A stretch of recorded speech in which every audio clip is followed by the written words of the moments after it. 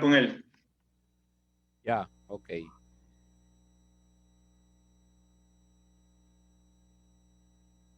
Liz, Lucía, buenas noches. ¿Cómo está el puerto?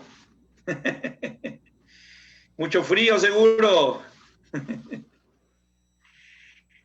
¿Ya se podrá ir por allá? ¿Ya no hay muchos virus? Quiero darme una vuelta con la familia. Quiero darme una vuelta con la familia. No importa que no bajen del auto.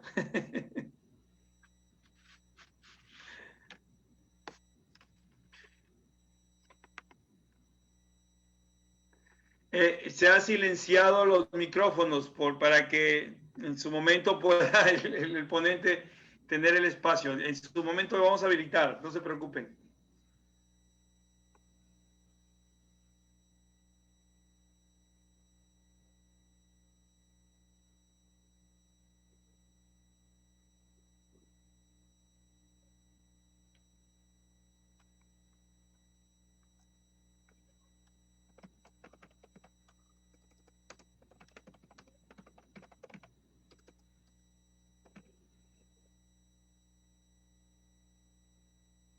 Qué bien, Liz, qué bueno.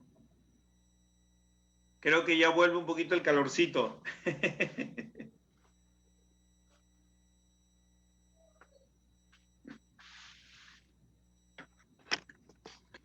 Muy pronto habrá buenas noticias.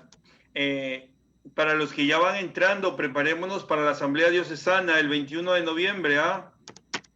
Vayan separando su fecha. Ya vamos a confirmar hora y dinámica del trabajo. 21 de noviembre, separen en la agenda nuestra Asamblea Diocesana virtual.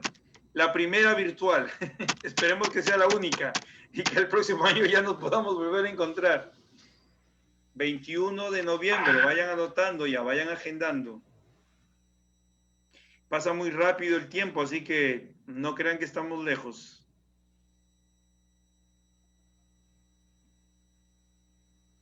Muy bien, a ver, aquí vemos Parroquia San Antonio, Parroquia Urrunaga, está Puerto Perpetuo Socorro, Nuestra Señora del Perpetuo Socorro,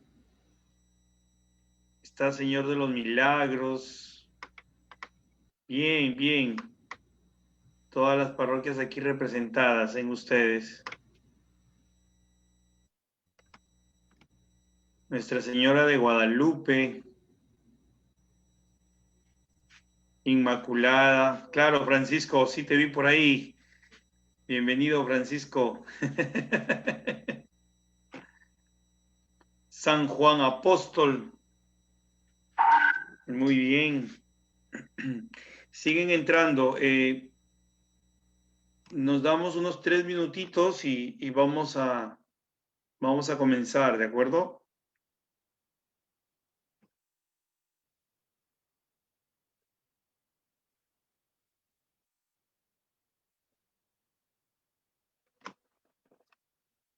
Creo que ya está con nosotros Padre Elmer, Luis.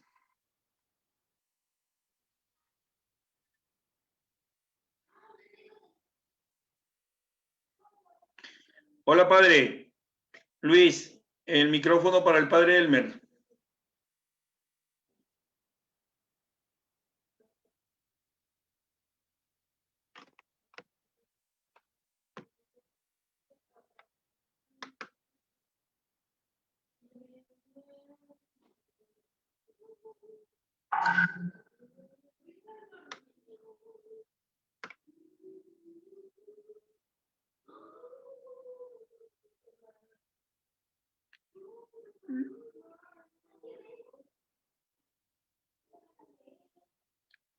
Luis, si podemos habilitar el micrófono para el Padre Elmer para poder comenzar.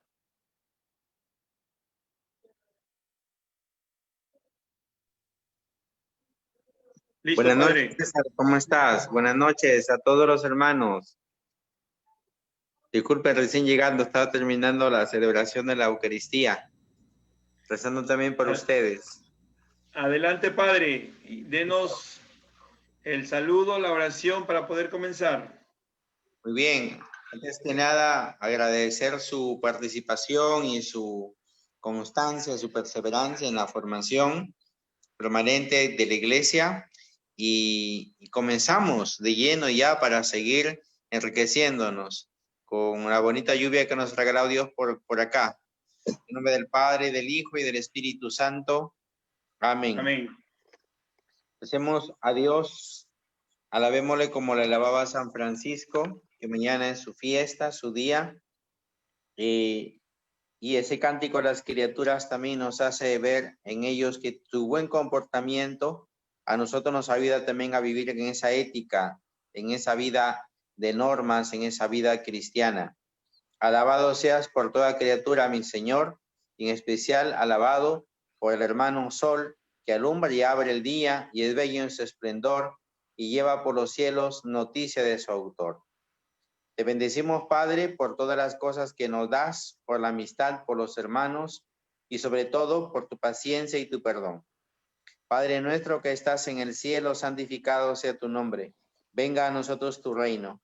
Hágase tu voluntad en la tierra como en el cielo. Danos hoy nuestro pan de cada día. Perdona nuestras ofensas, como también nosotros perdonamos a los que nos ofenden. No nos dejes caer en la tentación y líbranos del mal. Amén.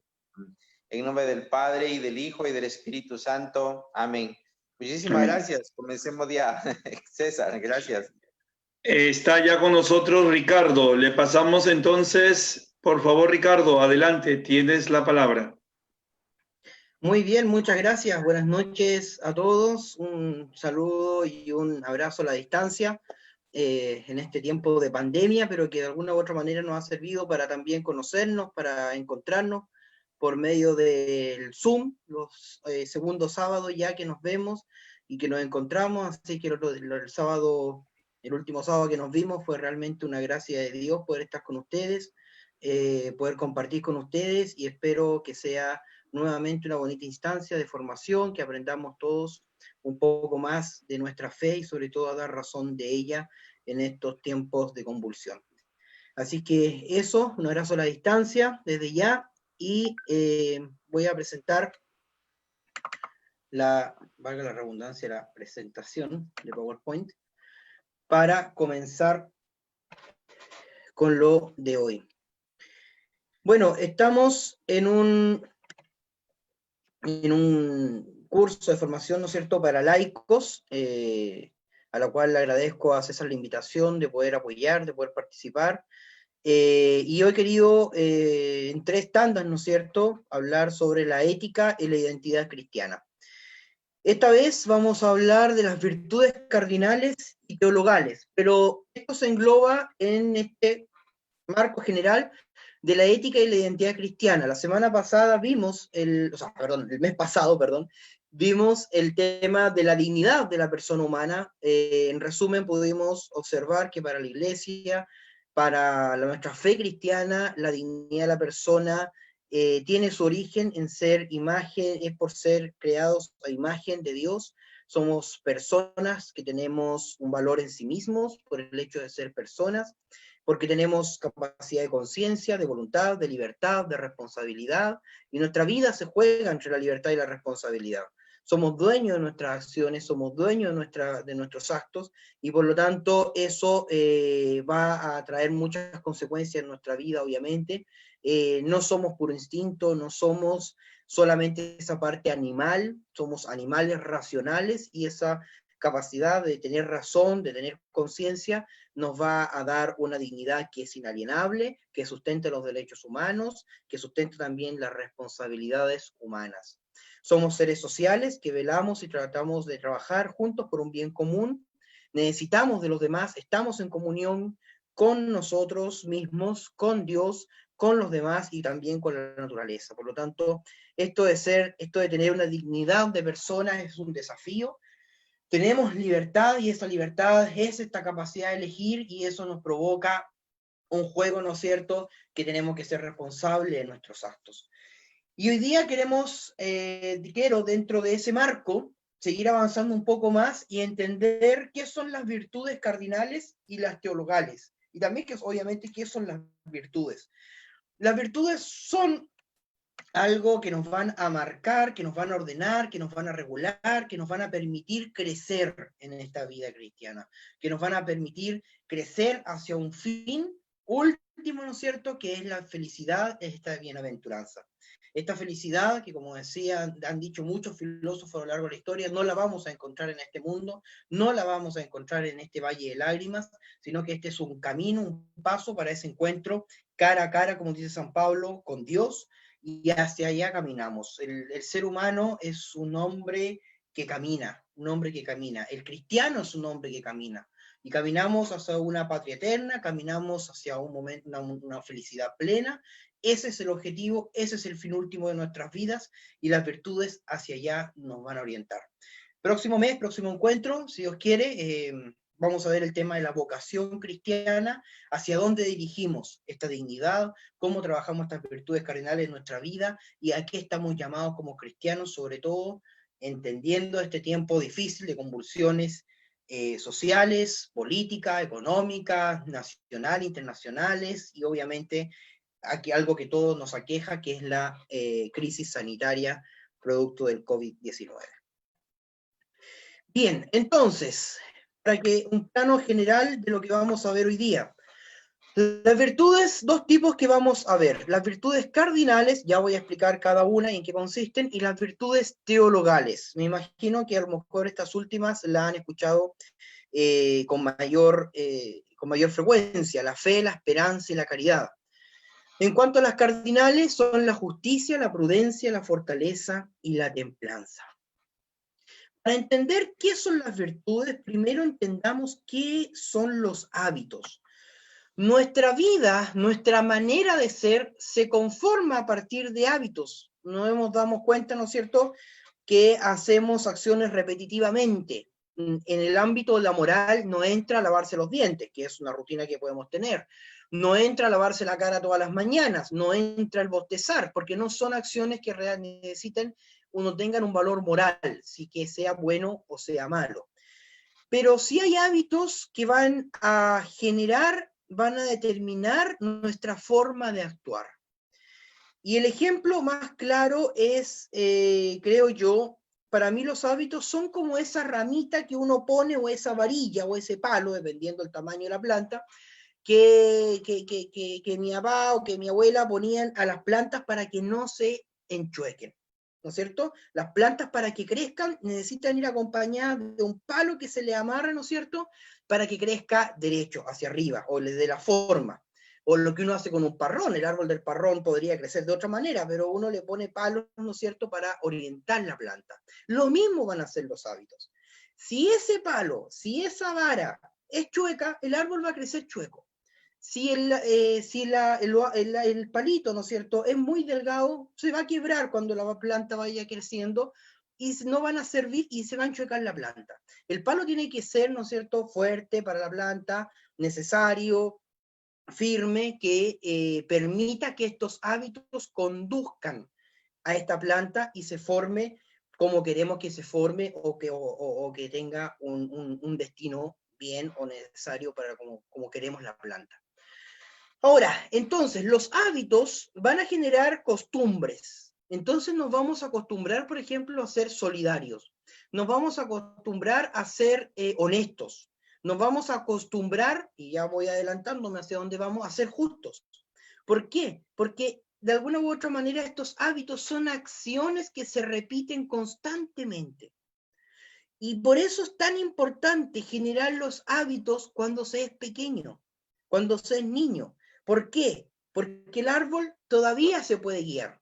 En cambio, cuando ya el árbol está viejo, un árbol grande, ¿no es cierto?, probablemente cueste mucho orientarlo hacia el otro lado. Cueste mucho tirarlo para el otro lado y orientarlo hacia donde queremos. En cambio, cuando el árbol está pequeño es mucho más fácil. Es lo mismo que pasa en nuestras vidas. Los que tienen hijos, ¿no es cierto?, o los que tenemos niños cercanos, hemos conocido algún niño, en mi caso yo soy profesor, así que de básica y de media, y sé lo que hablo. Mientras más grande el joven, más difícil cuesta enseñarle. En Chile nosotros decimos que mientras más viejo el perro, más difícil enseñarle truco. Es lo mismo. Los hábitos, y lo dice Aristóteles de hecho, mientras más niño, más joven los hábitos, mayor es aprenderlos y mayor, ¿por qué? Porque después se empiezan a hacer casi naturales. Y ahí vamos a ir hablando un poco de eso. Ahora, este hábito, que son acciones que se repiten constantemente con cierto valor moral, tiene dos opciones. O nos perfecciona como persona y nos lleva al fin último, que es la felicidad, que para nosotros los cristianos es este encuentro con Dios después de la muerte, o nos corrompe y nos genera un vicio. De ahí entonces que uno diga que todo en exceso es malo. ¿Por qué? Porque vamos a ver también que los hábitos son términos medios, es decir, el hábito este hábito, para que se haga virtud, tiene que ser un término medio, ni en exceso ni por defecto. Entonces, este hábito se va a adquirir mediante el constante ejercicio de ciertos actos. Es por eso que nadie nace siendo virtuoso. Ojo, la semana pasada, el mes pasado, hablábamos que el ser humano por naturaleza tenía esta dignidad de persona, por naturaleza tenía libertad, por naturaleza tenía la razón. Pero en el caso de lo que estamos hablando hoy día, no es por naturaleza. Los hábitos se dan en la vida misma. No es la ética en general y las virtudes no son naturales. No son naturales. Se modifican por costumbre. Eso es súper importante. Para adquirir es por eso que nadie nace siendo virtuoso o vicioso, sino que tanto la virtud como el vicio es una conquista de su obrar. Entonces no hay una guagua o un bebé que nazca bueno o malo. Por eso, ¿por qué? Porque para ser virtuoso primero hay que tener conciencia también y ir adquiriendo ciertos hábitos que son acciones que se repiten constantemente, que me van a generar una costumbre y van a definir mi manera de ser. Una cosa es el ser, de lo que hablamos la última sesión, y otra cosa es la manera de ser. El hábito me va a generar esta manera de ser. ¿Cuál es la idea? Que estos hábitos buenos, que forman una virtud, se me hagan casi naturales. O sea, que yo casi naturalmente sea honrado, generoso, justo, prudente, etc. La virtud, ¿qué es? Se entiende como un hábito de suyo bueno, que orienta el accionar de una persona a hacer el bien y a evitar el mal. Aristóteles decía que ninguna de las virtudes, como les decía recién yo, se produce en nosotros por naturaleza, puesto que ninguna cosa que existe por naturaleza se modifica por costumbre. Hagan este ejercicio, acostúmbrense o intenten no pestañear en una hora. No se van a acostumbrar. El dormir es natural, el pestañear es natural, el salivar es natural. Pero no es natural las virtudes. Las virtudes se adquieren por costumbres. Decía Aristóteles, practicando la justicia, decía este filósofo griego del siglo IV, V a.C., nos hacemos justos, practicando la moderación, moderados, y practicando la virilidad, viriles. Ahora, la virtud tiene una característica especial que algo ya había adelantado, que es un término medio.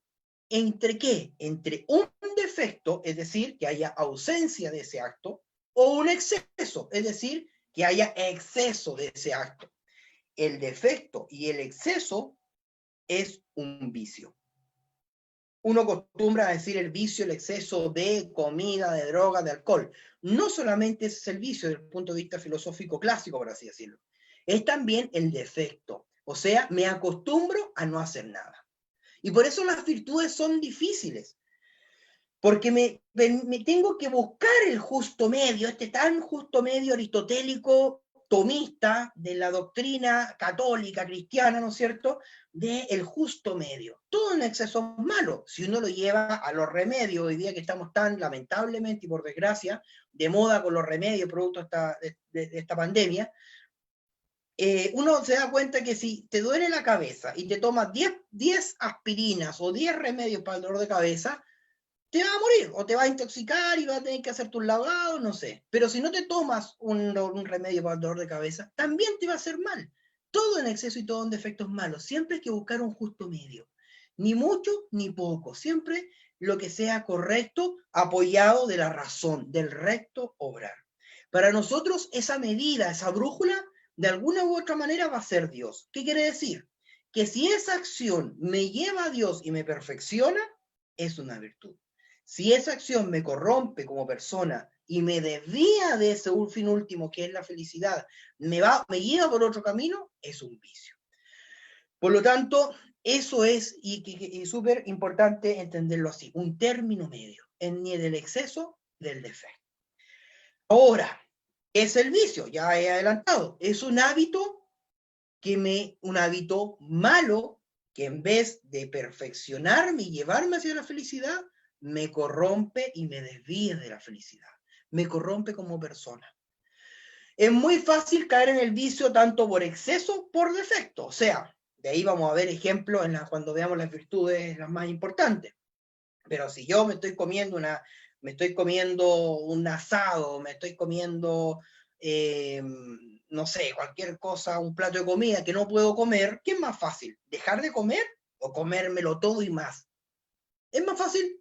¿O comer lo justo, que sería el término medio? Obviamente es mucho más fácil comérmelo todo, ¿sí? O cuando tengo que comer algo, no comerlo. Por lo tanto, es muy difícil entonces llegar a ese término medio que me perfeccione, que es la virtud, y me lleve a la felicidad.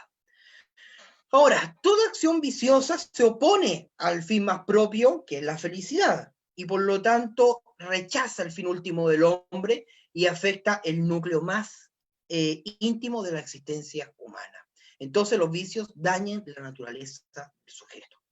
Ahora, hay virtudes también que son intelectuales, que solamente van a perfeccionar el intelecto. Por ejemplo, lo que estamos haciendo nosotros ahora. Yo al hablar de virtudes no me estoy haciendo más virtuoso en la práctica, pero podría sí estarme haciendo más virtuoso en el intelecto, que es lo que están haciendo ustedes. No porque hoy día tuvieron en su formación como laicos una charla sobre virtudes, van a ser los más virtuosos o los más éticos de la Iglesia de Perú. No, ¿sí? ¿Por qué? Porque hay virtudes que solo perfeccionan el intelecto, mientras que hay virtudes que se perfeccionan en el actuar, como lo decía Aristóteles. Para ser justos tengo que hacer justicia con los demás. Las virtudes de la inteligencia son entonces, por un lado, el intelecto, este hábito de los primeros principios teóricos. Está la sabiduría, que es la virtud que ayuda a considerar las causas últimas, y la ciencia, que es la virtud que permite deducir correctamente las conclusiones a partir de causas, logrando así nuevos conocimientos. Las virtudes entonces intelectuales, está el intelecto, la sabiduría, la ciencia, por ahí también hay una que se llama sindéresis, que no sé si viene tan al caso o no, que es la de los primeros principios morales, pero en general estas virtudes intelectuales solamente van a generar una perfección en el intelecto. De alguna u otra manera también hay un término medio en ellas, o sea, mucho intelecto, mucha sabiduría, dejando de lado la vida práctica. Obviamente ya he explicado que todo en exceso es malo. Ahora, nos vamos a acercar entonces a las virtudes que más nos interesan a nosotros el día de hoy, que son las virtudes morales. Estas, a diferencia de las virtudes intelectuales, sí se realizan y sí son necesarias que se realicen para que se den y se generen. Perfeccionan las potencias apetitivas, la voluntad y el apetito sensible, haciendo que se muevan a su bien específico en cuanto hombre. Hacen que estas virtudes, que son morales, que se debiesen realizar, moderen a las pasiones, ordenen a las pasiones, que las gobiernen. ¿Por qué? Porque acordémonos que somos animales racionales y tenemos que luchar desde que nos levantamos en la mañana y nos da flojera levantarnos en la mañana. Tenemos que ser capaces de, con la parte racional, que es la mitad nuestra, dominar la otra mitad, que es la animal. Y el animal, así como nosotros, el perro se queda dormido, el perro tiene hambre, el perro tiene sed, el perro come, el perro va al baño, muchas acciones que las realizamos junto con los animales, igual que los animales. Por lo tanto, nosotros tenemos, para distinguirnos del resto de los animales, entonces tenemos que ser capaces de orientar esas pasiones. Y por eso le hablaba del palito que nos va a ordenar, que nos va a dirigir hacia el fin. Queremos que esa planta crezca hacia arriba, pongámosle un palo firme. Ese palo firme que va a amarrar a la planta y la va a orientar, esos son los hábitos. Y los hábitos van a ir ordenando nuestras pasiones. ¿Sí? Entonces, eso es lo difícil, obviamente. O sea, ejemplos desde que nos suena el despertador en la mañana y no queremos despertarnos y nos quedamos pegados en la cama y nos da sueño y porque tenemos sueño. Eso ya ahí tenemos que ser capaces de generar un hábito de responsabilidad, de prudencia, como lo vamos a ver, y levantarnos, ¿no es cierto?, y dominar esa parte apetitiva o pasional del ser humano. Estas virtudes hacen bueno al hombre en un sentido absoluto en la medida en que no solo entiende que es bueno, sino que realiza la obra, ¿sí? A diferencia de las intelectuales. Las virtudes, entonces, que vamos a ver ahora, es las virtudes cardinales, que son fruto de la sabiduría. Estas virtudes cardinales son la justicia, la prudencia, la fortaleza y la templanza. De hecho, ya se hace mención en ellas, no solamente de la filosofía clásica, sino que en el Antiguo Testamento ya se dice que la sabiduría, la sabiduría da frutos de justicia, prudencia, fortaleza y de templanza en el libro de la sabiduría. Entonces ya podemos encontrar estas virtudes cardinales, que son las 4 principales, y voy a explicar por qué y cuáles son. Ya las encontramos también en el Antiguo Testamento, en el libro de las sabidurías, donde aparecen como fruto de la sabiduría.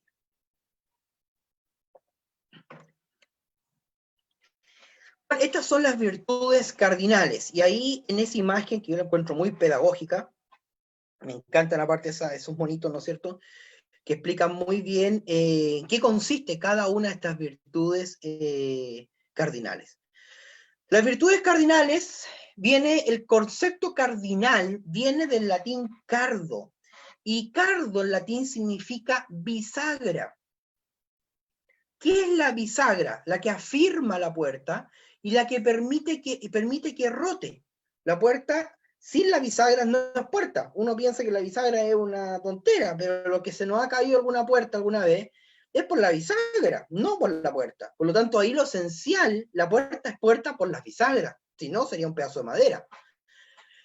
Entonces, lo mismo hacen las virtudes morales. Hacen que la puerta, o toda la moral, se sostenga y giren en torno a estas 4 virtudes. Entonces, las virtudes cardinales vienen del concepto cardo en latín, que significa bisagra, porque sostienen a las demás, a la vida moral. Estas 4 virtudes morales sostienen a la vida moral y en torno a ellas giran. Por eso, si la vida moral fuese la puerta, sin estas virtudes cardinales, la puerta se cae, hay que andarla levantando, y eso. Entonces, son aquellas en torno a las cuales gira toda la vida moral. Y acuérdense, por favor, y vean bien la presentación antes de seguir, porque acuérdense por qué la prudencia tiene en su mano un semáforo, por qué la fortaleza tiene en su mano un escudo y un arma, por qué la justicia tiene una balanza, que eso es como lo típico más conocido, y por qué la templanza tiene una regla. ¿Sí? Bien, vamos entonces con la justicia. Aquí nos vamos a basar, como me he basado en toda la presentación, bueno, en la sesión anterior también, por un tema de formación y dedicación, a la filosofía aristotélica tomista, es decir, de Aristóteles y la influencia que ha tenido en ella en Santo Tomás de Aquino, este gran intelectual católico, filósofo, teólogo, ¿no es cierto?, de nuestra iglesia, de la Iglesia de Cristo, no nuestra, y que ha sido de orientación y de una base, ¿no es cierto?, de los sustentos dogmáticos y los sustentos de contenido de nuestra fe. Bien, la justicia y la igualdad. Siempre uno entiende, y en mi país estamos en un contexto súper difícil, no solamente por la pandemia. Nosotros entramos a la pandemia en un contexto de un estallido social, que quizás no podemos estar todos de acuerdo con la forma, pero no podemos no estar de acuerdo con el fondo, con las injusticias sociales que nos han afectado por largos periodos de gobiernos distintos. Y eso, uno de repente pide justicia, pero en el concepto aristotélico tomista no es lo mismo que igualdad. ¿Por qué? Miren la imagen que tenemos ahí, por ejemplo. Si queremos igualdad a esos 3 niños que están tratando de ver un partido y les ponemos un cajón del mismo porte, el cajón del mismo porte va a beneficiar al más alto, porque ya, y aparte que el más alto más encima ya veía. El del medio puede ver, pero el menor necesitaba no lo mismo que los otros, necesitaba mucho más. Entonces, si es igualdad, la igualdad para atribuirle a otros, no necesariamente va a poder abarcar todas las necesidades o todo. En cambio, la justicia, el que era más alto, no necesitaba el escaño para ver el partido. Por lo tanto, podíamos ponerle 2 escaños al más chico y él se alcanzaba, y un escaño al del medio para que viese mejor. La justicia, para Tomás de Aquino, es el hábito, acuérdense que es una virtud, y toda virtud es un hábito que se repite constantemente, según el cual uno, con constante y perpetua voluntad, da a cada uno su derecho, es decir, lo que le corresponde, lo suyo, lo justo. Para Aristóteles, la justicia es dar al otro lo que le corresponde, es decir, en la imagen como lo estamos viendo, lo que le corresponde es no necesariamente un escaño al más grande, pero sí 2 al más chico y 1 al del medio para poder llegar al fin. La justicia es la virtud propia de la vida activa que perfecciona las relaciones con los demás. Si uno quiere perfeccionar las relaciones con los demás, tiene que practicar la justicia. Y para ser justos, ya lo decía Aristóteles, hay que practicar la acción. No sé, usted no va a salir, y yo, porque muchas veces uno piensa o que el sacerdote, o que el profe de filosofía, o que el profe de religión y el de ética tiene que ser el más ético o el santo, por así decirlo, de todo. No, no necesariamente. ¿Por qué? Porque el mismo Aristóteles lo dice. Una cosa es practicar la justicia y otra cosa es entenderla y enseñarla. Por lo tanto, no soy yo más justo porque sé lo que es la justicia, y no ustedes porque lo están sabiendo ahora, sino en el hecho de que ustedes realicen constantemente esta acción que se repita de justicia. La justicia siempre se va a orientar no hacia uno mismo, sino que hacia los demás, en la medida que se necesite obrar con rectitud en relación a otros. Por lo tanto, primera cosa, la justicia no es lo mismo que igualdad. La justicia es dar a cada uno lo que se merece, lo que se corresponde, también de repente se dice por ahí lo que se merece, y por otro lado, no se orienta hacia uno mismo, sino que hacia los demás. Ahora, súper importante, porque si uno dice, ¿qué es lo que se merece el otro? Bueno, yo me merezco mi sueldo por las horas que realizo de clase, por el título que obtuve, por el posgrado que puedo haber hecho, por los años de experiencia. Obviamente, no sería justo que alguien que lleva 2 años trabajando ganase lo mismo que lleva 30. Debiese haber una justicia ahí en lo que se merecen los años de servicio. También, por ejemplo, y en lo básico, ¿cómo hacer justicia? Bueno, trata al otro como corresponde. Y ahí me tomo de la sesión anterior, ¿cómo el otro se merece que lo trate? Como persona. Porque eso es lo que es, persona. Y ya hablábamos que la persona es un valor en sí mismo y por sí mismo, y eso significa que yo a la persona humana no la puedo instrumentalizar, no la puedo utilizar como un medio para yo obtener otro fin, como ocupo el vaso, el lápiz, el computador o la silla, que me sirven para. Y si yo rompo la silla de un golpe, no pasa nada, nadie se ha muerto. ¿Por qué? Porque es algo. En cambio, a la persona humana yo no la puedo ocupar como una mesa o una silla para un fin determinado. Por lo tanto, ¿cómo se merece el otro que lo trate? Como persona. Ese es el trato. Es que es profesor. Bueno, trátalo primero como persona. Es que es abogado. Me da lo mismo. Trátalo como persona.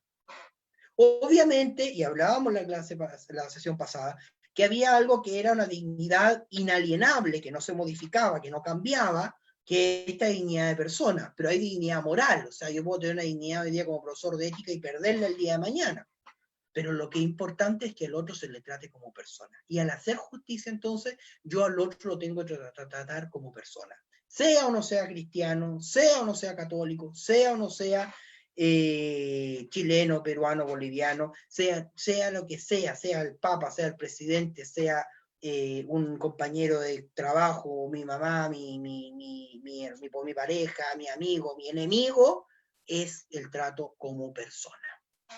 Sea un delincuente, sea quien sea. Hay dos tipos de justicia. Una que es la distributiva y la otra es la conmutativa. La distributiva es la que distribuye los bienes según lo que le es debido a cada persona, lo cual no puede ser idéntico para todos, sino ajustado a lo que cada uno merece o debe recibir. Para Dios va a ocupar esta justicia distributiva. Todos nos merecemos, desde los ojos de Dios, ¿no es cierto?, lo mejor, el encuentro con Él, y nos merecemos lo mejor en nuestras vidas, y va a distribuir para todos en cuanto a lo que corresponda. Porque somos para Él todos iguales. Pero en el caso de nosotros, ejemplo de justicia distributiva sería, por ejemplo, un sueldo, como les decía. No nos merecemos todos un mismo sueldo. Hay sueldo en mi país, por ejemplo, y un sueldo ético base, de ahí para arriba. Pero no me merezco yo ganar lo mismo que un profesor que lleva 30 años trabajando. No me merezco ganar lo mismo de alguien que tiene 3 doctorados y que se ha dedicado su vida a estudiar para entregar a los demás.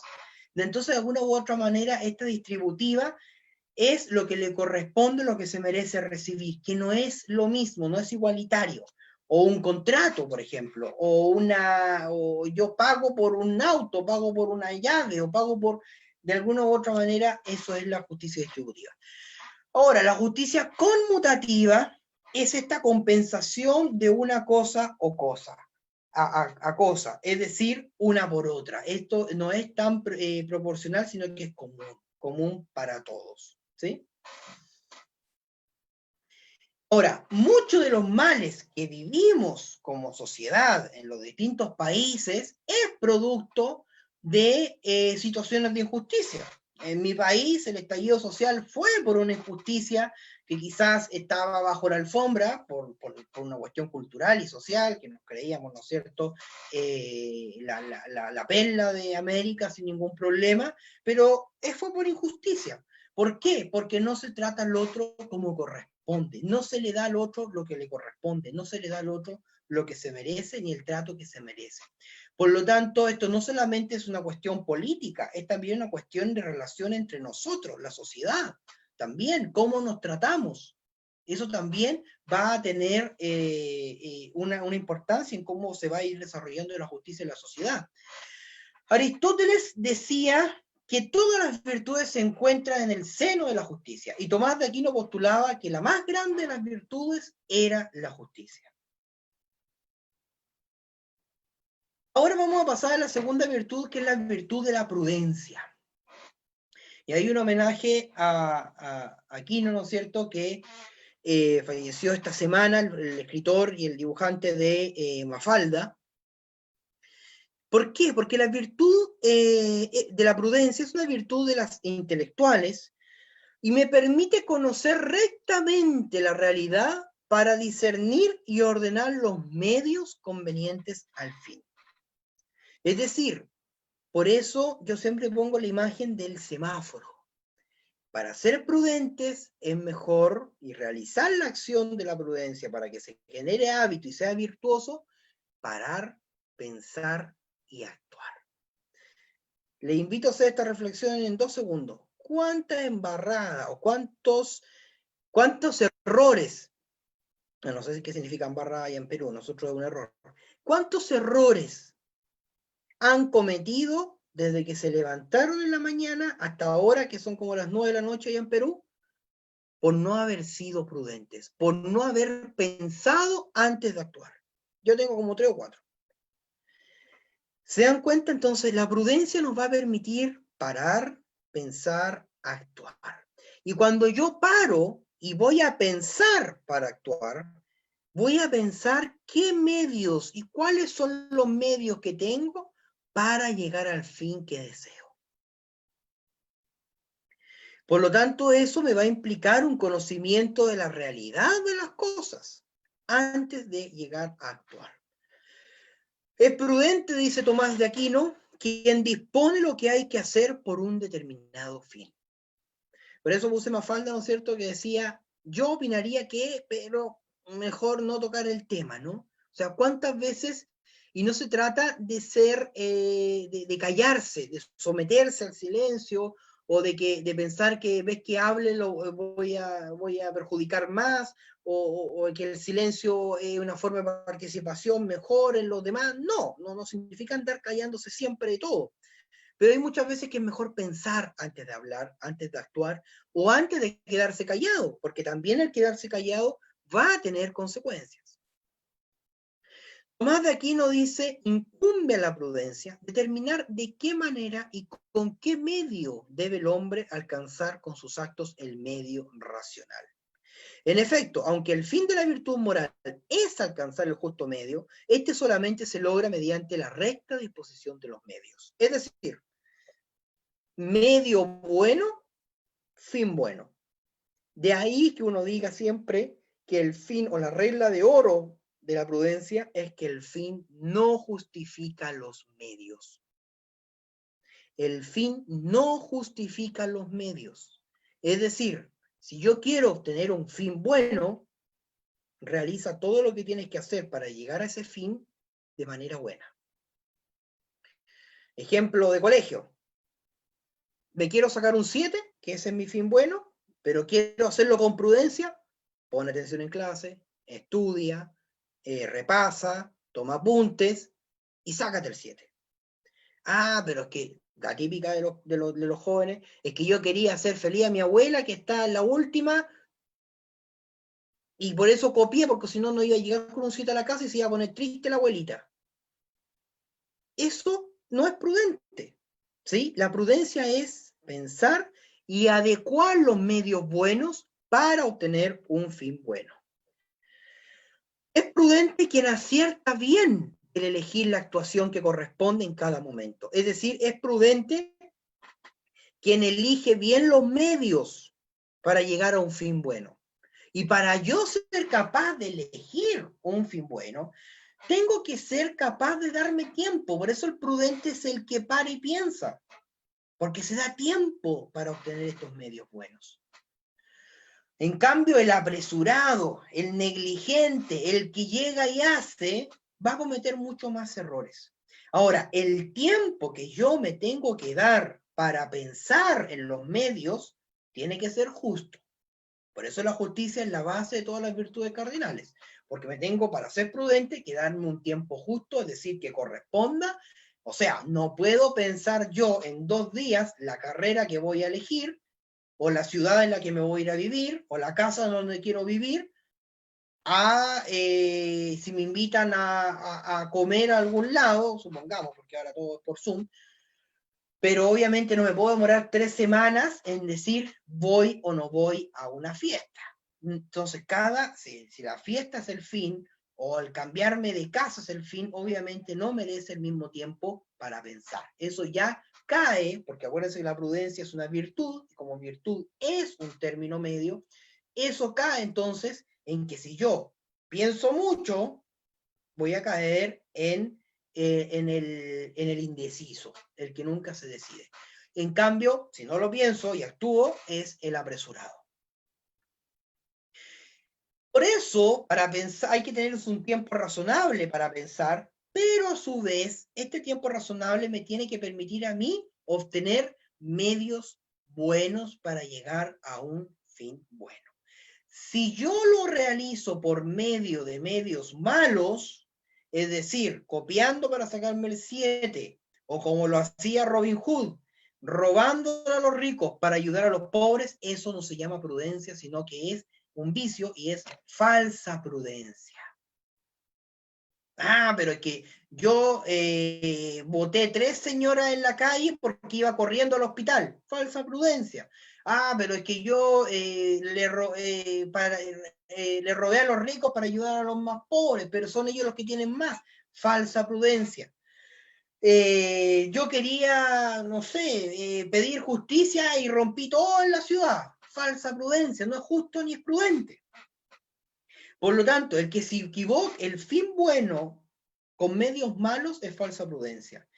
Y el fin malo también, porque puede haber que yo quiera, por ejemplo, robar un banco, y el que roba un banco, ojo, el que roba un banco no se mete de un día para otro a robar el banco, probablemente lleve meses analizando las cámaras de seguridad, los horarios de entrada de los guardias, a qué hora es mejor, en qué momento pasa menos gente, y uno podría decir, mira el ladrón prudente, fue súper prudente porque paró, pensó, actuó y eligió los mejores medios para lograr el robo del banco. No, no, está mal. ¿Por qué? Porque el fin era malo. Por lo tanto, la prudencia, para que sea prudencia, tiene que ser medios buenos, fin bueno. ¿Y por qué? Porque el fin no justifica lo malo. Una regla de oro, entonces, de la prudencia, ni mucho que te queme, ni tampoco que te hiele. O sea, hay que buscar siempre un término medio. Pero yo creo que desde el Evangelio hay, o desde las lecturas bíblicas, hay una frase que es súper esencial para ser prudente. Cuando no sabes qué hacer, o cuando no sabes qué decidir, o cuando vas a hacer algo, ojalá pensar, ¿te gustaría que te lo hicieran a ti? No hacer el mal que no me gusta que me hagan. Yo creo que eso es una frase súper importante que me va a dar un tiempo a lo mejor necesario. Cuando yo voy a actuar imprudentemente o cuando sea capaz de parar para pensar y actuar, me gustaría que esto me lo dijeran, me gustaría que me tratasen así, me gustaría que me hicieran esto, o me gustaría... Eso yo creo que es esencial. Otra de las virtudes es la fortaleza. La fortaleza va a ir muy acompañada de la templanza, porque ambas van a orientar las pasiones en el ser humano. Estas pasiones deben ser orientadas. Acordémonos que les había dicho que el hombre era un animal racional. Y la parte animal nos gobierna muchas veces, se la gana la razón. En algunos contextos sí, o sea, no es tan grave, pero hay cosas que sí son graves cuando la parte animal supera la razón. ¿Por qué? Porque nos deja sin libertad. Cuando la pasión sobrepasa la razón, perdemos la libertad, porque perdemos la conciencia, no somos capaces de elegir. Por lo tanto, la fortaleza lo que va a hacer es que va a orientar estas pasiones hacia un bien último, un fin último que es la felicidad. Va a moderar nuestra resistencia, o sea, a los obstáculos. O sea, para dejar de comer cuando no se puede comer más, hay que ser fuerte o valiente, que es lo mismo. Para parar en una pelea y no seguir diciendo grosería o no seguir tratando mal al otro, hay que ser fuerte. ¿Por qué? Porque la pasión de la ira, la pasión de la rabia es mucho más fuerte que la razón muchas veces. Entonces, hay que de alguna u otra manera domar, ¿no es cierto? Como por eso Platón hablaba de estos carros alados, ¿no es cierto? Que había que domar los caballos de la pasión, de los apetitos, para que nos distingamos de los animales. Si ese es el tema. O sea, si no, el perro, si tiene hambre, va a comer del plato de comida de perro. Si no tiene ahí, va a irse al basurero de la cocina. Si no hay basura en la cocina, se va a ir a romper un zapato de cuero que tenga sabor a comida, o si no, se va a ir al papelero del baño. De alguna u otra manera va a comer, va a saciar el instinto. Yo si tengo hambre y ando en la calle y no tengo que comer y tengo que esperar llegar a mi casa, voy a esperar llegar a mi casa, no me voy a subir a un árbol a comerme la hoja. Entonces va a moderar estas pasiones o estos apetitos. Y va a... Por eso la fortaleza es poner el alma firme. Y ojo, porque muchas veces en mi cultura chilense, y sobre todo la más tradicional de mis padres para arriba, se habla de que el fuerte es el que no le tiene miedo a nada. Y el fuerte y el valiente es el que enfrenta el miedo. El que enfrenta el miedo, aunque el miedo se lo gane, ese es el valiente o el fuerte. Por ahí les recomiendo un video en YouTube de Chespirito. Pongan en YouTube un rato Chespirito Héroes y les va a salir un video de 1 minuto donde le preguntan a Chespirito cuál es la diferencia entre el Chapulín Colorado y los héroes estos de Marvel, Superman, Batman. Que los superhéroes no tienen miedo. No tienen miedo. En cambio, Chapulín Colorado sí tenía miedo y aún así enfrentaba el problema. Eso es ser fuerte, eso es ser valiente. El que dice no tenerle miedo, y lo voy a decir con todas sus palabras, es temerario. Eso es un vicio desde el punto de vista ético. Es un vicio y es temerario. O en buen chileno, un gil o un mentiroso, porque es imposible no tenerle miedo a nada. ¿Sí? Entonces, la fortaleza, la valentía, es enfrentar el miedo o la pasión, moderarla, ¿sí? O sea, levantarme la cama en la mañana cuando tengo la pasión de la flojera, de la gana de seguir durmiendo, eso es ser fuerte, eso es ser valiente. O por ejemplo, si llega aquí una araña, el valiente no va a ser el que no le tiene miedo a la araña y se acerca y la mata. El valiente va a ser el que teniéndole miedo a la araña, la va a intentar matar. Por lo tanto, la fortaleza va a enfrentar el miedo o las pasiones. Va a tratar de moderar las pasiones y va a tratar de enfrentar los miedos. Los miedos son súper necesarios para la vida. Sin miedo estaríamos muertos. O sea, si no tuviésemos miedo a saltar de un piso 30, estaríamos muertos. No lo haríamos, no me da miedo. Si no nos diese miedo manejar rápido, o si no nos diese miedo manejar en una pista con neblina, chocamos. Si no me diese miedo a mí pasar un semáforo con rojo, choco. No se trata de andar viviendo con pánico, con miedo, pero de alguna u otra manera el miedo básico, por así decirlo, nos regula. Es normal tener miedo a una operación que nos vamos a hacer. Es normal tener miedo a la enfermedad o a la muerte de un ser querido, la propia. Es normal. ¿Sí? El miedo, por lo tanto, hay que tratar de normalizarlo. Y por eso aquí les pongo esa imagen de la hormiga. Miren la hormiga. ¿Qué está levantando la hormiga? La hormiga está levantando una ramita, que si uno piensa en el tamaño de una hormiga, yo sé que en Perú, en Bolivia hay hormigas mucho más grandes que aquí en Chile, las pude ver alguna vez, pero aún así, aunque sea la más grande, que nunca no es muy grande para nosotros, ella está levantando una ramita. Esa ramita para la hormiga puede ser un árbol para nosotros, en proporciones. Entonces uno muchas veces piensa, pero eso te asusta, te da miedo enfrentar eso, y muchas veces uno no sabe, y aquí en Chile se dice, cada uno sabe dónde le aprieta el zapato. Entonces, la fortaleza como término medio va a estar entre dos extremos. La cobardía, tenerle miedo a todo, que tampoco es bueno, y la temeridad, que es pensar o hacerse el que no le tiene miedo a nada. Dos virtudes que van a emanar de la fortaleza. Por un lado, la paciencia, y por otro lado, la perseverancia. El que es paciente va a tratar de tener la fortaleza en el alma de poder esperar. La perseverancia nos va a permitir, por otro lado, caerse, levantarse, levantarse. ¿Sí? Vamos a perseverar, ser fuertes en perseverar. Ahora, la perseverancia también puede pasar a la porfía, pero eso ahí no nos vamos a meter por eso. La templanza, o la última virtud cardinal, la templanza va a permitir disfrutar de los placeres. Si la fortaleza los frenaba, los superaba, la templanza va a decir, mira, igual hay placeres que el ser humano necesita para vivir. O sea, sentimos placer al comer, por ejemplo, sentimos placer a lo mejor al dormir, al hacer una actividad recreativa, es necesario. ¿Qué es lo que va a hacer la templanza? Lo va a orientar hacia la felicidad. De tal manera que esos placeres o esos apetitos no caigan en exceso o no caigan en la irracionalidad o el porque sí. Es necesario porque debemos satisfacer nuestras necesidades naturales, no solamente según el instinto, sino de acuerdo a la recta razón, es decir, dominar con la razón esos apetitos. El placer, entonces, que va a moderar o que nos va a permitir gozar o disfrutar la templanza, son necesarios para la vida. Tienen un fin, que es llegar a la felicidad. Pero si yo me como 2, 3, 4 platos al almuerzo, me voy a enfermar y me voy a morir. Por lo tanto, todo tiene que ser orientado hacia esa felicidad. O sea, si yo le quiero decir algo a alguien, Probablemente la templanza me va a decir, ya, pero con moderación, con prudencia, dile lo justo, lo que corresponde. ¿Se dan cuenta cómo se van adecuando?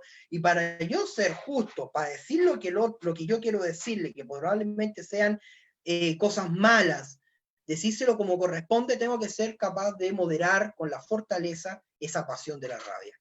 Y la templanza me va de alguna u otra manera a medir lo que corresponde para yo poder actuar. El placer se puede dar de forma tan vehemente que nos inclina a salirnos de la medida racional a la hora de satisfacerlo. Así, por ejemplo, la abstinencia modera la inclinación por la comida, el placer de la bebida vendría ordenado por la sobriedad, etc. Dos virtudes importantes que emanan aquí, o una, es la humildad. La humildad es reconocer lo que soy y lo que no soy. El concepto de humildad viene de la palabra latina humus, que significa polvo. Venimos del polvo. Para nosotros los católicos es mucho más fácil entenderlo. Del polvo viene y del polvo te convertirás. Somos nada frente a Dios y a la vez somos todo para Dios. Entonces, eso es reconocernos. Mira, yo soy humilde, sé a lo mejor filosofía, no tengo idea de matemática y no tengo idea de química, por ejemplo. Eso es reconocernos con lo bueno y con lo malo.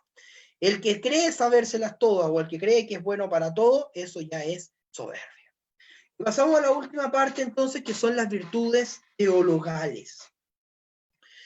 Las virtudes teologales, si bien vimos que estas virtudes, justicia, prudencia, fortaleza, templanza, que eran las cardinales, eran humanas. Se hacen por medio de estos hábitos que generan costumbre y generan mi manera de ser. Otra cosa que se me olvidó, había un profesor por ahí que decía, ojalá cuando a ti te presenten, lo primero que digan de ti es que eres prudente. Porque si eres prudente, vas a ser justo, fuerte y templado y vas a tener las 4 virtudes cardinales. No es magia, pero es costumbre. Las virtudes teologales, que San Pablo, ¿no es cierto?, muy bien nos explica en sus diferentes cartas, ¿no es cierto?, y ahora permanece en nosotros la fe, la esperanza y la caridad, pero las 3, pero el mayor de ellos es la caridad o el amor. Estas virtudes teologales, a diferencia de las cardinales, van a tener como objeto, origen y motivo a Dios. No van a ser por acciones repetitivas que me generen costumbre, sino que van a ser regalos de Dios y que nosotros tenemos que cuidar y proteger. Y estos son la fe, la esperanza y la caridad. Miren entonces cómo lo representan estos monitos que a mí me encantan para las virtudes. La caridad, el corazón, el amor. La fe, nuestra fe se basa en Jesucristo, la cruz vacía. Y la esperanza, esta ancla que nos permite entonces ya gozar del reino de Dios en esta vida. Las virtudes teologales, a diferencia de las cardinales, son regalos de Dios. Se refieren a Dios, viven de Él, se dependen de Él, lo que voy a explicar recién, enseguida, y por lo tanto dependen tanto de lo que Dios nos da, que nos da a todos, y que nosotros seamos capaces de cultivarlas y alimentarlas. Se llama virtudes porque a semejanza de las virtudes humanas, son disposiciones estables que vienen a cualificar los actos humanos. O sea, yo tengo que mantenerlas en el tiempo y que me van a llevar obviamente a esa felicidad que es Dios. La fe como virtud teologal es un regalo de Dios que viene a iluminar y va a elevar mi inteligencia para permitirle acoger la revelación divina y adherirse a ella. Dios se revela y el hombre con la fe asiente a esa revelación.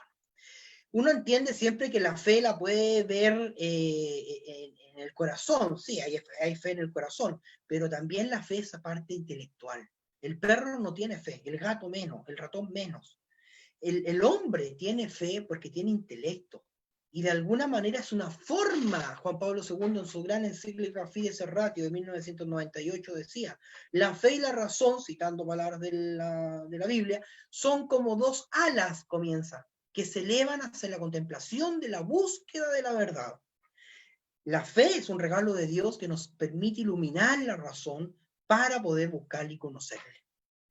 Por lo tanto, es una adhesión a esta inteligencia humana que Dios se le revela. El misterio de Dios se nos revela por medio de la fe.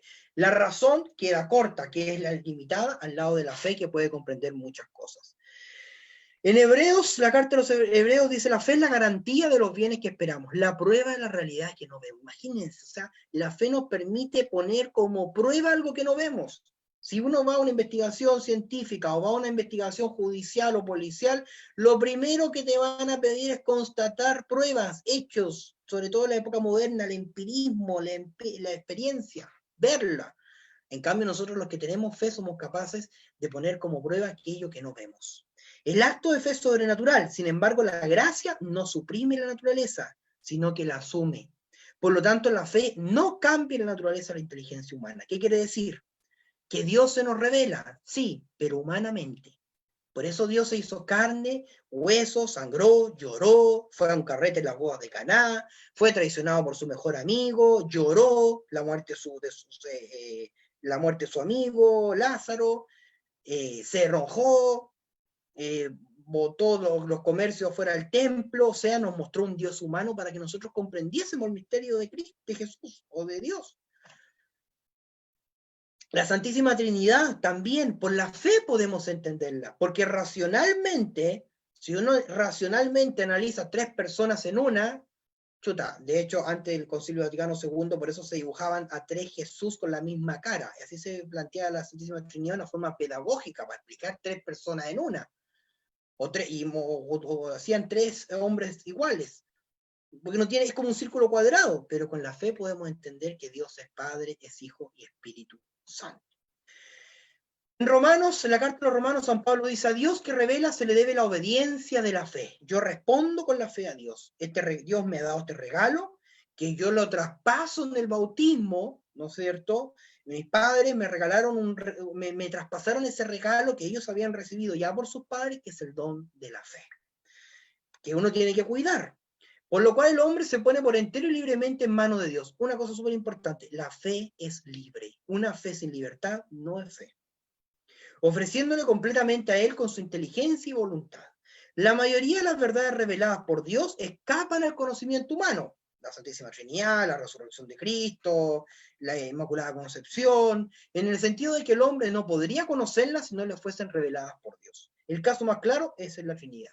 Pero hay verdad accesible al hombre que Dios en su sabiduría quiere revelarnos debido a la importancia que tiene para salvarnos. Esos son los preámbulos de la fe. Por ejemplo, la creación. La creación yo la puedo ver. Y eso es un misterio de Dios. Ahora, el cómo nos creó, eso ya puede dar para un seminario completo. La fe es un claroscuro sobrenatural. Por un lado es una luz que me permite conocer verdades casi siempre inaccesibles, pero por otro sumerge mi inteligencia en la oscuridad, ya que Dios no me da ninguna evidencia de lo que me revela. El propósito de la fe es preparar la inteligencia para una visión clara y perfecta cuando veamos a Dios cara a cara.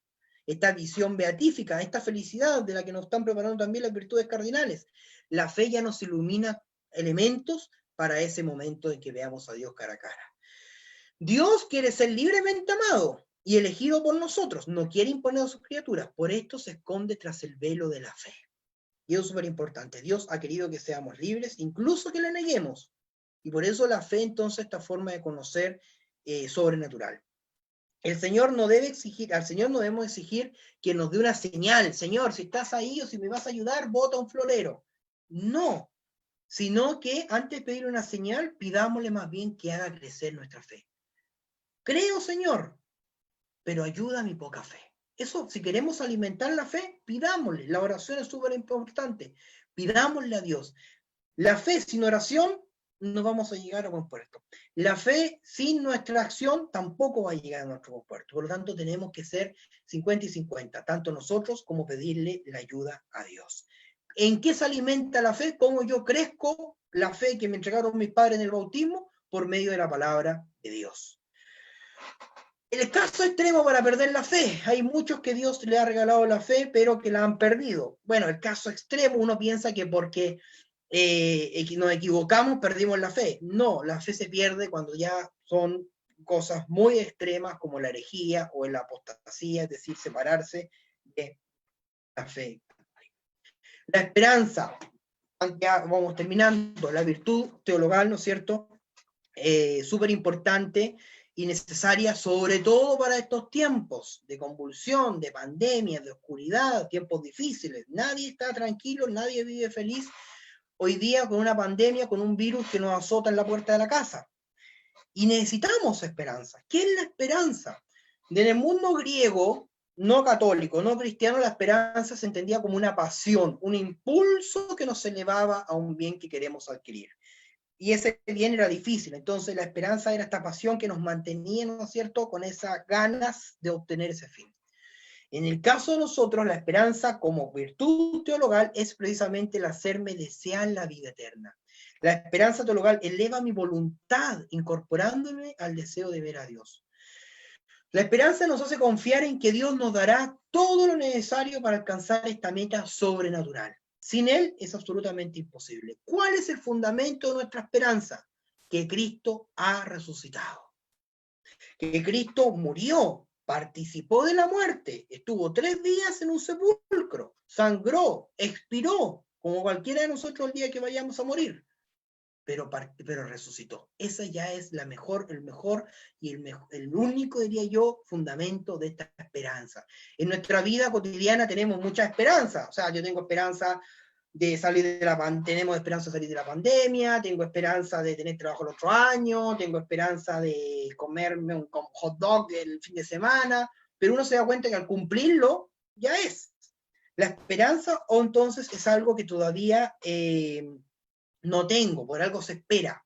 O sea, si yo viese, mi esperanza tiene que ser, pues, el objeto de la esperanza es la vida eterna, es la vida eterna, el encuentro con Dios. Si yo a Dios lo viera, no tendría esperanza. O sea, no, ¿qué voy a esperar si ya lo vi, por alguna manera? Nuestra salvación es en esperanza, decía San Pablo, y una esperanza que se ve no es esperanza. ¿Cómo es posible esperar una cosa que se ve? Es imposible. Yo espero ver una película mañana. Cuando la vea, ya no estoy esperanzado en verla, la estoy viendo, que es lo que nos va a pasar en esta visión beatífica.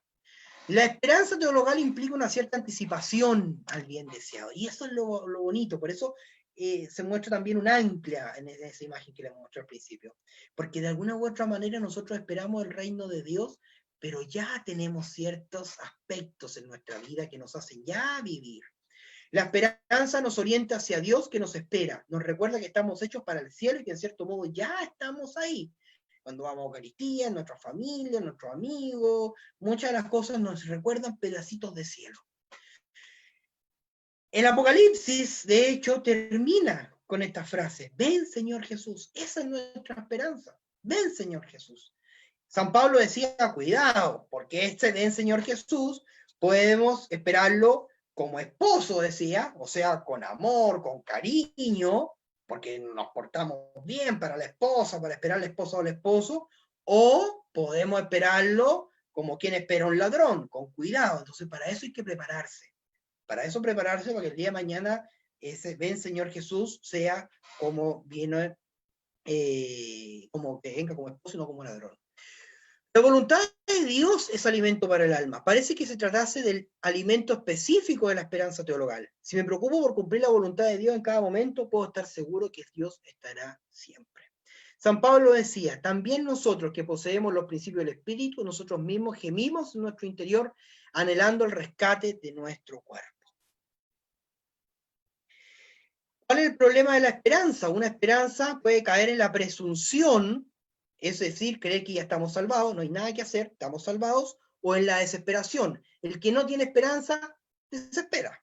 O sea, el que no tiene esperanza en un día mejor mañana, son esperanzas pequeñas, decía Benedicto XVI, obviamente va a caer en una desesperación, me voy a desesperar. El que no espera la vida eterna también va a desesperarse el día que muera, probablemente, si no tiene otra opción, otra forma de creer de la vida después de la muerte. O sea, si nosotros no tuviésemos esperanza en una vida eterna, creemos que la muerte llegó hasta ahí y pasó el paso biológico, que todos sabemos cómo termina un cuerpo.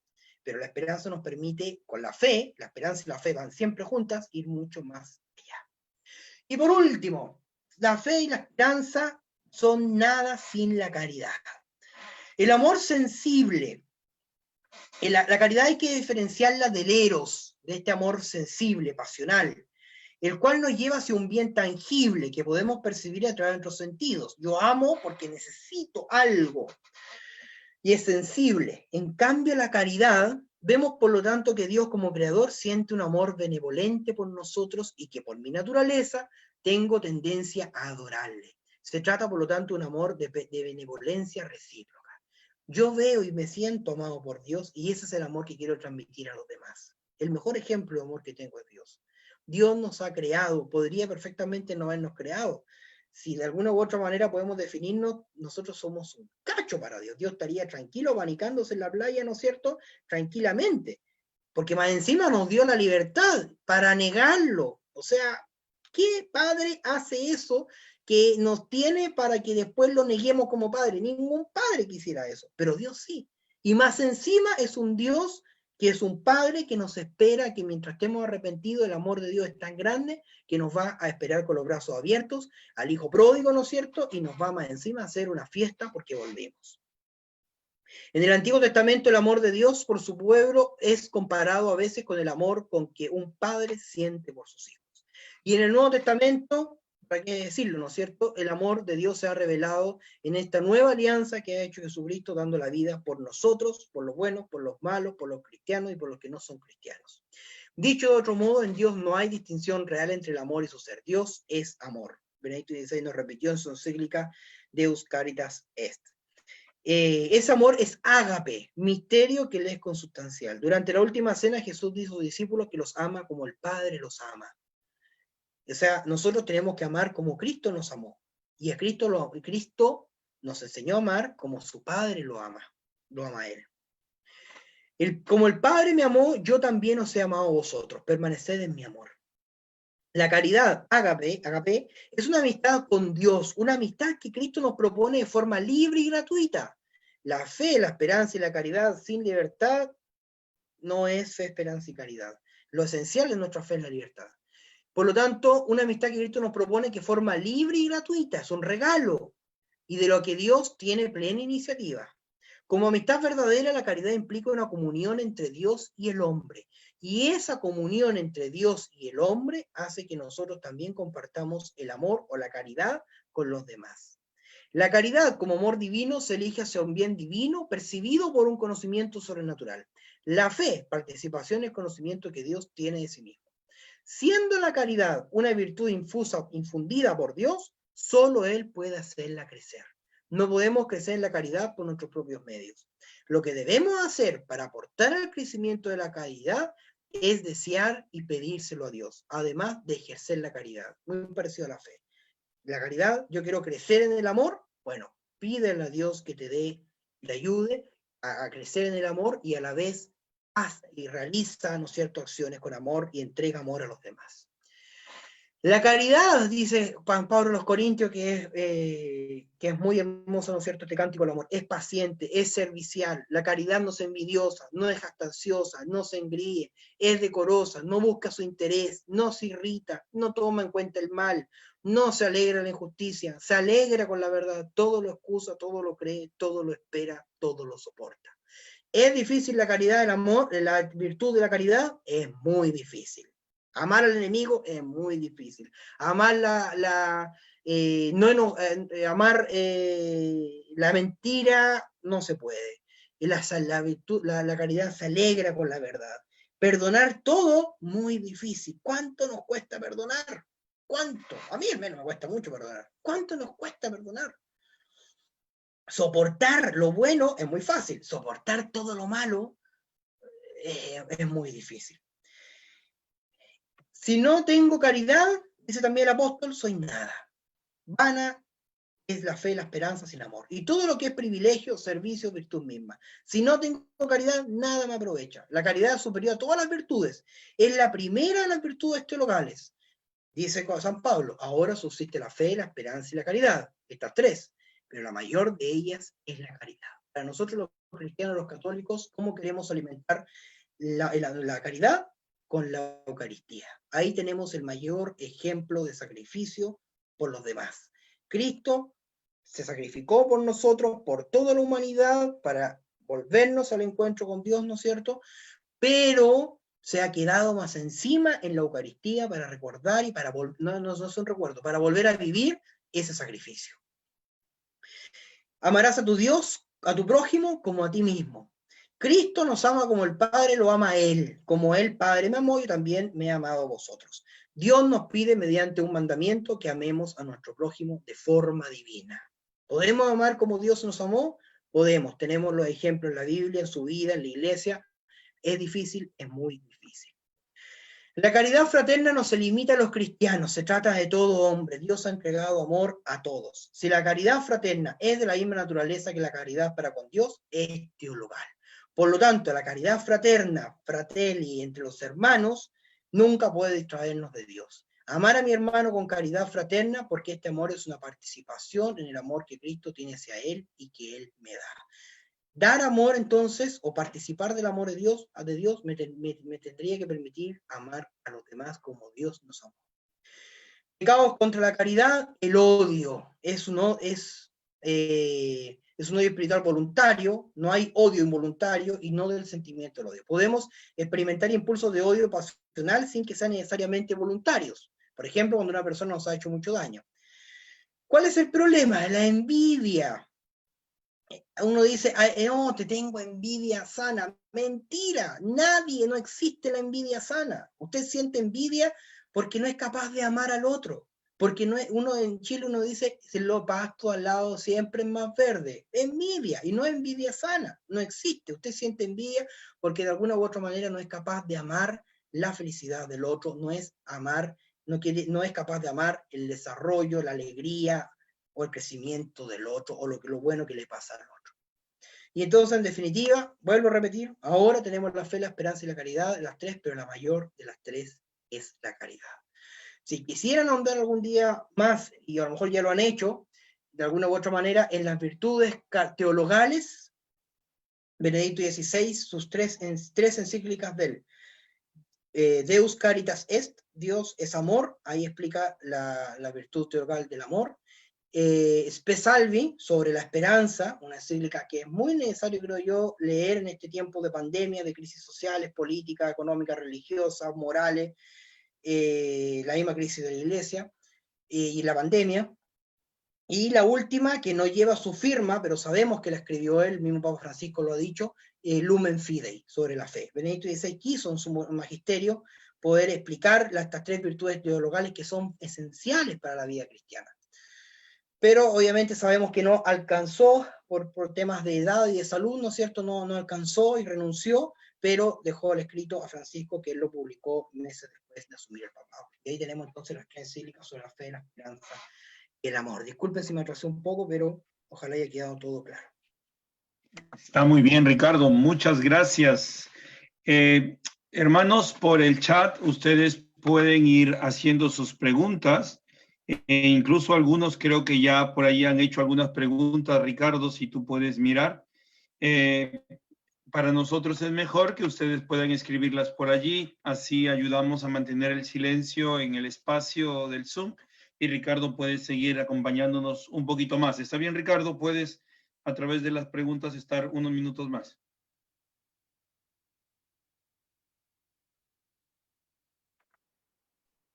Ay, sí, me había silenciado.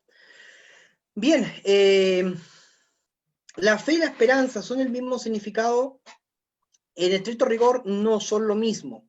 Lo que pasa es que la fe es una forma, es un modo de conocer la verdad, es un modo de conocer a Dios. Por eso Juan Pablo II, tomándose de Tomás de Aquino y de muchos padres de la Iglesia, explica esta relación entre la fe y la razón, que son dos modos de conocer a Dios. La razón es más limitada, la fe nos permite ir un poco más allá. Entonces la fe es un modo de conocer, por eso dice, nos permite poner como prueba las cosas que no se ven. En cambio, aún así las dos son virtudes teologales, como lo explicaba, pero la esperanza no es tanto como un modo de conocer, sino que es una virtud que nos permite de alguna u otra manera ya gozar del reino, ya tener cierto aspecto y entender que Cristo, una vez que ha muerto y ha resucitado, ha fundamentado esa esperanza. ¿Qué es importante? Sí, que la fe y la esperanza tienen que ir de la mano. O sea, la esperanza sin fe no tiene sentido. ¿Es diferente ética de moral? Sí, lo que pasa es que la moral es, a ver, ¿cómo yo distinguí o cómo aprendí a distinguir esta diferencia entre la ética y la moral? Porque no es fácil, uno sale del colegio o sale de la universidad y es como, ¿cuál es la diferencia entre la ética y la moral? La moral viene del mundo latino, del mundo romano, porque viene de la palabra moris en latín, que significa normas, costumbres, leyes. Y porque el romano, en general, la historia romana fueron más duros. Estos buenos, te felicitamos, estos malos, te castigamos, y a los leones. Eran de hecho, el derecho romano es la base para la mayoría del derecho occidental hasta el día de hoy, porque hicieron las leyes. Pero el griego, la ética viene del mundo griego. Y el griego, ustedes saben que de ahí viene la filosofía, nace la filosofía ahí en el mundo griego, e iba un poco más allá, empezó a buscar las causas, el porqué, empezó a buscar el porqué de las cosas. Entonces la ética viene del griego ethos, que significa modo de ser o costumbres, también normas en algunas traducciones. Pero la ética va a ser la reflexión de la moral. La moral, por ejemplo, mi moral me dice a mí lo que es bueno y lo que es malo. Probablemente tengamos morales, y la moral es más individual. En cambio, la ética va a ser la reflexión, va a ser el porqué o el argumento de por qué una acción es buena o es mala. Es decir, mi moral me puede permitir o no permitir comer carne un Viernes Santo, por ejemplo. Y la ética va a ser la reflexión de por qué es inmoral o no comer carne un Viernes Santo. La depresión es falta de esperanza. Bueno, el aspecto más psicológico, porque sí, yo creo que es mucho más fácil caer en depresión cuando no hay fe, y por lo tanto cuando no hay esperanza, ¿sí? Quien tiene esperanza de que Dios está con nosotros, quien tiene esperanza de que incluso la muerte es un paso a la vida, porque hay que nacer, para nacer hay que morir. O sea, nosotros cuando nacimos, morimos a ese estado que estábamos como embrión dentro del vientre de nuestra madre. Morimos de ese estado para nacer fuera de nuestra madre. Y lo mismo pasa con la vida eterna, lo mismo pasa con ese momento en que nos encontremos cara a cara con Dios. Vamos a nacer a una vida nueva. Y eso tiene que, si ese fundamento va a estar en que Cristo ya lo hizo, ya resucitó. Por lo tanto, el que tiene, bueno, la depresión sí es perder de alguna u otra manera de sentido a las cosas, es perder ese querer seguir caminando, y por lo tanto un cristiano o alguien que tiene fe no debiese caer en la esperanza, aunque sabemos que la depresión es un poco más, mucho más del lado de psiquiatría, de temas médicos más que de fe. Obviamente alguien que tiene depresión, si lo quieren ayudar con temas de fe o con un aspecto espiritual, obviamente le va a ayudar y le va a aportar mucho y demasiado. La depresión, la falta de creer y dejar de tener fe, ¿será un peligro o una falta de respeto hacia Dios? A ver, no sé si a ver, bueno, obviamente el que no cuida la fe, bueno, podríamos entenderlo muy cotidianamente de que sí, podríamos faltar a Dios, ¿sí?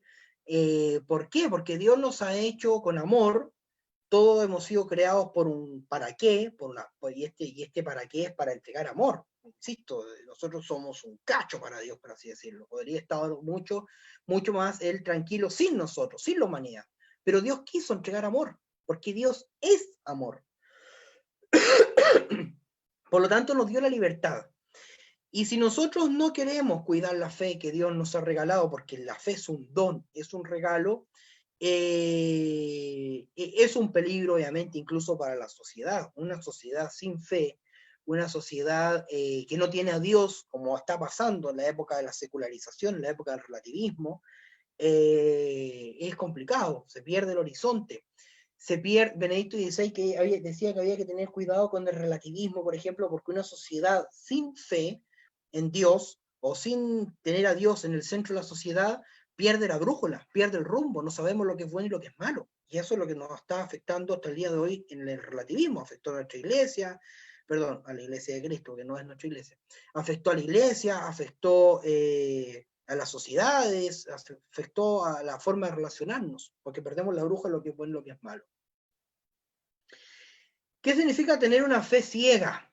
Una fe ciega es una fe nula, es una fe sin sentido. ¿Por qué? Porque nuestra fe católica, a Dios gracias, es una fe que debe ser comprendida, es una fe que va acompañada de razón, y menos mal que esto es así, es una fe que va acompañada de razón.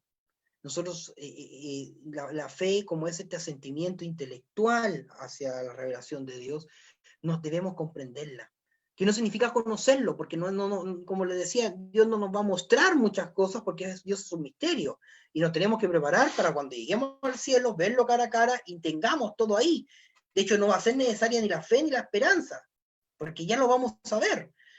Entonces, la fe ciega es una fe que yo pienso que para que se me haga un milagro basta con rezarme un Padre Nuestro. Eso es una fe ciega, una fe que incluso puede caer en el fanatismo, y eso es complicado. Una fe sin razón cae en el fanatismo, cae en lo que ha condenado a la Iglesia siempre, sobre todo en el mundo moderno, que es el fideísmo, solo la fe.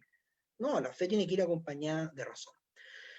En relación al himno de la caridad de San Pablo, en lo concerniente a que todo lo soporta, podemos decir que no se refiere a que todo lo aguanta, pues eso permitiría el abuso y una cierta conducta pasiva y no acorde con la mansedumbre a la que nos llama Cristo, seamos mansos como palomas y astutos como serpientes, sino más bien que se refiere a ser soporte para el que sufre de cualquier modo físico, moral, intelectual. Exactamente, o sea, todo lo soporta, no es aguantar las injusticias, por eso dice más adelante en el mismo himno, se alegra con la justicia. Eso significa que si uno lo lee al revés o es una interpretación más exegética, si se alegra con la justicia es porque se entristece o se pone mal con la injusticia. Entonces es súper importante entender y tener claro que si bien el amor todo lo soporta en cuanto yo soy soporte para los demás. El amor me va a permitir a mí soportar a los demás, soportar y apoyar y ser pilar para los demás. Sugiere usted a los padres de familia educar con las virtudes teologales, ya que en estos tiempos muchas instituciones educativas ya no llevan el curso de religión. Súper buena pregunta. Yo ahí podría responderle como profe de religión más que como padre. Todavía no soy padre, pero bueno, yo creo que una de las cosas esenciales, a mí me pasó, conozco casos familiares, amigos, amistades, la fe o las virtudes teologales, algo que tienen esencial es la libertad.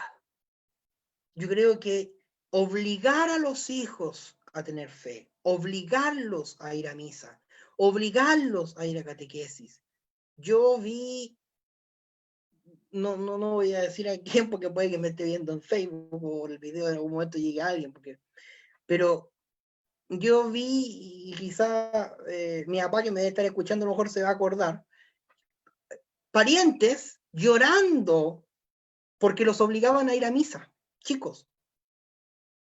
Llorando, estábamos jugando, tocaban las campanas, porque yo gracias a Dios viví, me crié toda la vida en el frente y en la iglesia de la Mercedaria en San Felipe, y tocaba la campana y esos parientes obligaban a sus hijos a ir a misa. Hoy ninguno tiene fe. Genera trauma, en palabras sencillas. En cambio, a mí nunca me obligaron a ir a misa, y al contrario, me hablaban cosas buenas de la iglesia, también me nombraban las cosas malas, y yo libremente me acerqué a la fe. Y libremente regué, por así decirlo, la planta de la fe que mis papás me habían dado en el bautismo.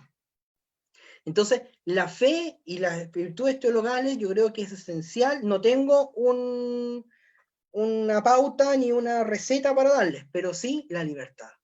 Una fe, y lo otro, con nuestras acciones.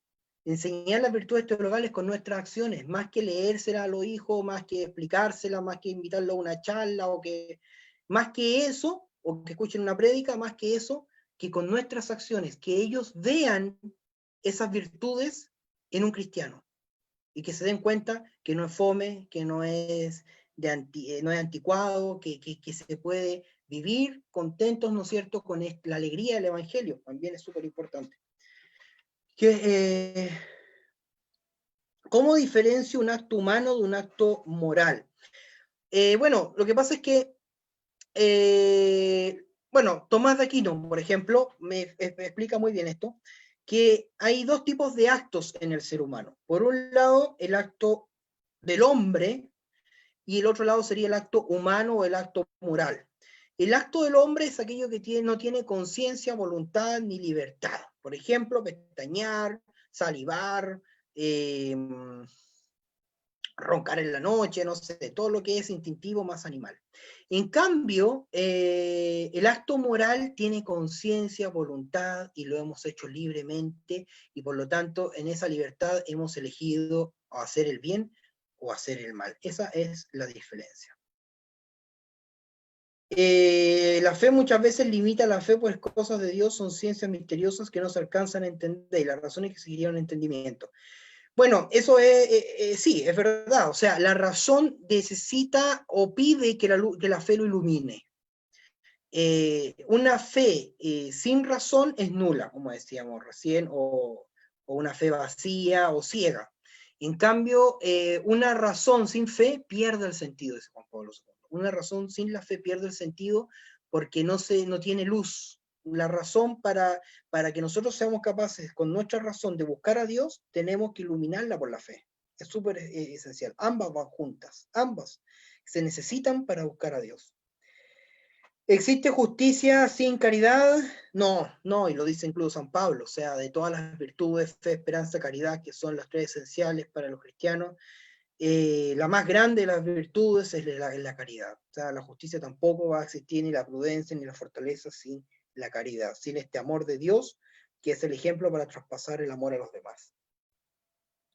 ¿Cómo explicar el que muchos hermanos temen volver a la misa presencial? Sin embargo, van a otros lugares de verdadero peligro. Mercados, bancos, transportes, paseos, exceso de temor, poca fe. No, a ver. Si van a otros lados, como mercados, bancos, transportes, paseos, y no van a misa, eso ya no es temor. Eso ya demuestra las prioridades del ser humano, que lamentablemente uno quisiese volver a la misa. Yo, por ejemplo, me crié frente a una iglesia donde donde han vivido siempre mis viejos, y hasta el día de hoy están ahí, y me encantaría, por ejemplo, volver a ver esa imagen de la Virgen de la Merced con la que me crié, que es la de mi iglesia, la de mi parroquia. Me encanta, una de las cosas que anhelo hacer, más que ir a lo mejor a un mall, o más que ir a comprarme algo, más que ir a... Es una de las cosas que anhelo, que echo de menos, así como ver a mi familia o ver a algún amigo.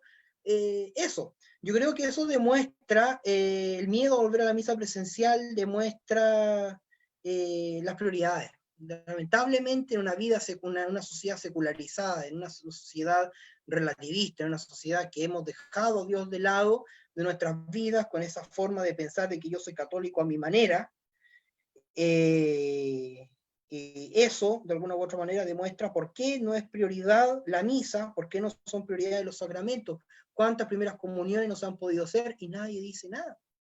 O sea, en Chile yo lo veo, o sea, nadie dice nada porque no se han podido hacer las primeras comuniones, las confirmaciones, los bautizos, los matrimonios. A lo mejor algunos echarán de menos los matrimonios por las fiestas, pero yo no he escuchado tanto reclamo a diferencia de que abran los malls, que abran los mercados, que abran los supermercados, que abran las playas, que abran... Eso, toda la gente reclama, pero que reclamen por la misa, ni los más católicos he escuchado. Ahora, una de las cosas que sí me da miedo a mí en estas misas, las primeras misas con una cantidad de personas reducida, es cómo se elige o a quién se le da la oportunidad de ir a las misas. Eso a mí es un tema que me da miedo. Lo vi en mi parroquia, o sea, el otro día 25 personas en la misa, pero solo agentes pastorales. Oh, chuta, me dio escalofrío. O sea, ¿cómo puede ser que sean siempre los mismos y no se dé opción a la gente que tampoco tiene Facebook, que tampoco tiene redes sociales, quien ha ido casa por casa preguntándole a los más ancianos, a lo mejor que no tienen internet, si quiere ir a misa que se anote, porque se entiende que hay una cantidad de personas por el virus, pero dejar solamente a las redes sociales cuando hay gente que todavía no las tiene y que no las va a tener, también es importante ahí tener ojo en quién. ¿Van a ser siempre los mismos agentes pastorales los que van a tener la posibilidad de ir a misa? ¿O los que tienen internet solamente que van a saber las campañas? ¿O vamos a ir puerta a puerta diciendo, mira, la iglesia está abierta de nuevo, pero con una cantidad de fieles por razones sanitarias? Eso, creo que hoy día he hablado bastante, a lo mejor lo he lateado un poco, no sé. ¿Alguna otra pregunta, duda? Han estado súper buenas las Creo preguntas, que la verdad es que apoyaron está bastante bien, lo que Ricardo. la Como explicación. bien dices, has compartido, has dialogado, has escuchado y todos hemos podido realmente gustar de esta reflexión que nos ayuda cada vez más a entender quiénes somos y hacia dónde vamos. A partir de toda esta riqueza y experiencia que tú nos compartes con estas virtudes que a diario nosotros estamos gestando, estamos construyendo, estamos también logrando. Padre Elmer, no sé si estás por allí, tal vez. Buenas noches, sí, claro, estoy en toda la conferencia, muy interesante, recordando las ideas de todo lo que nos han enseñado, están muy sencillas y también nos ayudan mucho. Vamos a terminar con una oración pidiendo a Dios que también nos ayude para que su obra creadora en nuestras acciones sea perfecta. En nombre del Padre, del Hijo y del Espíritu Santo. Amén. Padre nuestro que estás en el cielo, santificado sea tu nombre. Venga a nosotros tu reino. Hágase tu voluntad en la tierra como en el cielo. Danos hoy nuestro pan de cada día. Perdona nuestras ofensas, como también nosotros perdonamos a los que nos ofenden. No nos dejes caer en la tentación y líbranos del mal. Amén. Dios te salve María, llena eres de gracia, el Señor es contigo. Bendita tú eres entre todas las mujeres, y bendito es el fruto de tu vientre, Jesús. Santa María, Madre de Dios, ruega por nosotros pecadores, ahora y en la hora de nuestra muerte. Amén. En nombre del Padre, del Hijo y del Espíritu Santo. Amén. Muchísimas gracias, que tengan un bonito domingo, que la pasen bien. Muy bien, cuídense. Gracias, Ricardo. A todos. Muchas gracias a todos, Ricardo. muchas gracias y un abrazo a la distancia al amigo y hermano país de Perú. Así que muchas gracias y espero vernos el próximo mes ahí con el tema de la vocación cristiana, cómo estamos llamados ahora a aplicar y a ser cristianos en este mundo tan difícil. Gracias, Ricardo. Entonces, el próximo mes nos encontramos otra vez con Ricardo. No olviden que la próxima semana seguimos con la doctora Veronique. Siempre les vamos a recordar jueves o viernes. Entonces, sábado nos estamos encontrando con la doctora para continuar el tema de las discípulas, la María y las discípulas de Jesús, ¿no? Una segunda reflexión sobre este tema. Muy bien, nos vemos entonces la próxima semana, hermanos. Muchas gracias por seguir compartiendo con nosotros estos espacios de formación. Bendiciones a sus familias. Gracias. Quédense en casa, por favor. Muchas gracias, Ricardo. Hermano Ricardo, bendiciones de Perú. Gracias. Muy interesante. Desde Perú, bendiciones. Gracias. Gracias. Gracias a todos y todas. Muy interesante la conferencia. Muchas gracias. Chao, chao. Gracias. Gracias, hermano Ricardo. Muchas gracias, igualmente. Desde Perú, un fuerte abrazo. Gracias, igual. Así es.